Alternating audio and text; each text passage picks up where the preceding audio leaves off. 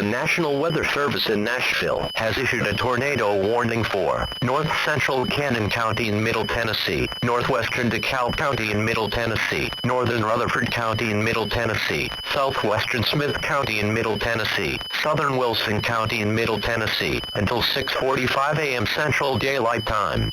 At 6:10 a.m. Central Daylight Time, National Weather Service meteorologists were tracking a severe thunderstorm capable of producing a tornado.